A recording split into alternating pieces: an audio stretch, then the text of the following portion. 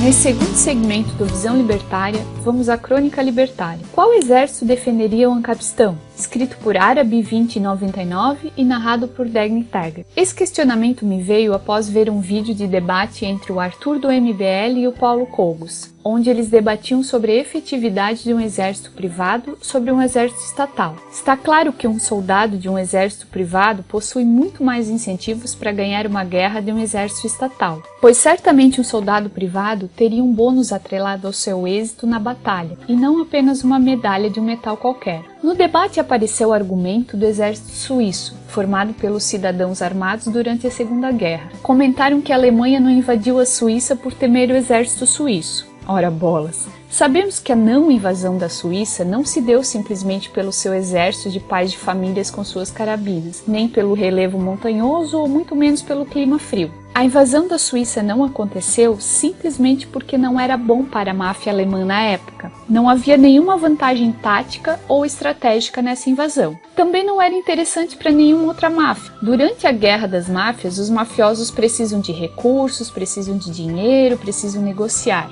A Suíça não foi invadida porque ela foi eleita pelas máfias como um território neutro, onde os mafiosos pudessem usar o sistema bancário e negociar recursos. Imagine que você é um empresário que produz um certo tipo de recurso em um curral qualquer. Você gostaria de ser pego pelos mafiosos do seu próprio curral, ou mafiosos dos currais aliados negociando com os alemães? Pois é, os alemães precisavam negociar com pessoas que estavam em outros currais neutros. Os empresários dos currais neutros não iriam se arriscar em negociar com um país em guerra e assim tomar um partido correndo o risco de serem punidos pelo mafioso senhor rei do gado do outro lado. Então era mais interessante para a Alemanha ter um território neutro do seu lado para dar uma sensação de segurança nessas negociações. Não duvido até que os próprios mafiosos rivais negociassem recursos nesse território neutro. Então a Suíça não foi invadida simplesmente por uma vantagem econômica para a Alemanha. Nesse debate também apareceu o argumento de que na história nenhum exército privado venceu um exército estatal e por esse motivo já se justifica sua superioridade. O contra-argumento foi que houveram alguns exércitos que resistiram enquanto descentralizados e quando começaram a se comportar como Estado, eles foram derrotados. Mas vamos voltar ao Ancapistão. Qual seria o exército que defenderia o Ancapistão? A resposta é que não haveria necessidade de exército para defender o Ancapistão. O fato é que quando uma máfia entra em guerra com a outra, o que os mafiosos estão disputando é a condição de poder explorar os bovinos gadosos de um certo território. A maioria dos senhores bovinos gadosos não está preocupada com a vida. Em uma guerra entre duas máfias alocadas em currais distintos, pode acontecer de um bovino do curral X possuir parentes queridos no curral Y.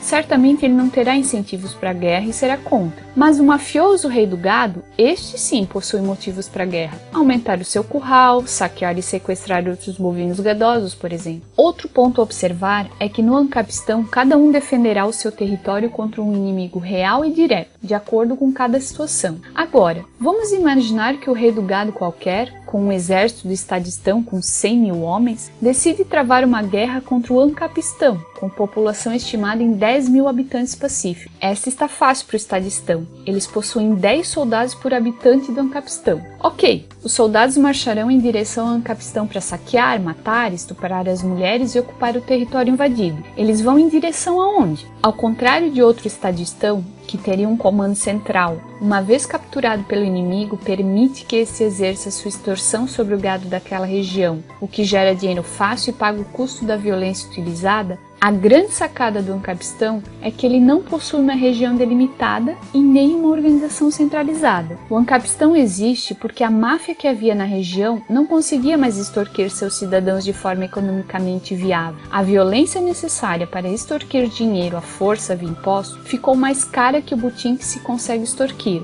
Um novo Estadistão invasor simplesmente não vai ter lucro ao invadir tal área. Além disso, o Ancapistão está em todo lugar. O Ancapistão está baseado na relação entre as pessoas e não no seu território geográfico. Então, o Ancapistão pode ter alguns cidadãos localizados no curral de Banânia, Tramplândia, outros em Ursinho Pulândia, Viquilândia, outros na Macrolândia, enfim, eles estão espalhados por toda parte. O Ancapistão não precisa de um território físico para existir. As pessoas sim precisam de um local para existir. Daí então, cada um defenderá o seu território como pode. Não há centralização. E mesmo que cheguem 10 soldados do Estadistão para invadir a propriedade do cidadão no Capistrão, está fácil para ele encontrar uma agência privada que o proteja de 10 bandidos estatais. Se ele correr até o boteco na esquina, ele consegue 20 milicianos para defendê-lo, sem contar que o custo para mover grupos de 10 bandidos para várias regiões geográficas é extremamente alto. Não tem como vencer um Capistrão. Ele não possui uma região geográfica delimitada. É o mesmo que a guerra ao terror.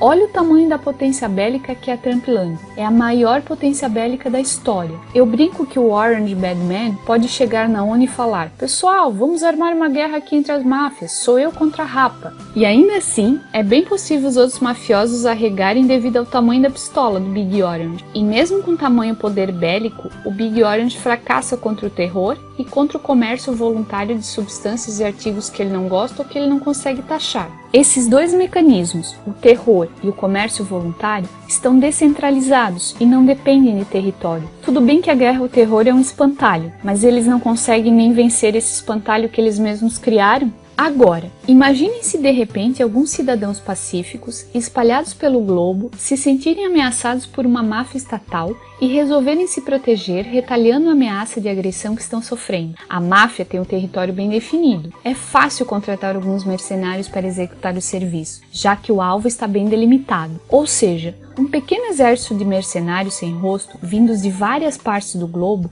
podem efetuar um ataque coordenado a um grande estado, sem que este perceba. Sendo assim, as máfias terão que buscar uma maior eficiência de ataque, e para isso terão que focalizar o ataque nos maiores alvos, as maiores empresas, as maiores fortunas. Ou seja, quem estiver na mira da máfia terá duas alternativas. A primeira é aceitar o parasita e se tornar um hospedeiro tentando sobreviver. A segunda é buscar alternativas que o previna desse parasita. Dentre as alternativas, vale até escolher um parasita que seja menos agressivo que outro. O problema em aceitar o parasita é que o hospedeiro perderá competitividade diante de outros organismos do Capistrão. Ou seja, se não houver um bom equilíbrio e simbiose, o parasita logo matará o hospedeiro. Por exemplo, é fácil imaginar que uma grande empresa do Estadistão não terá competitividade alguma contra uma pequena empresa do Capistrão. E mesmo que uma grande empresa do Capistrão seja alvo dos mafiosos em uma guerra, ela pode facilmente se rearranjar em uma rede de pequenas empresas espalhadas pelo mundo,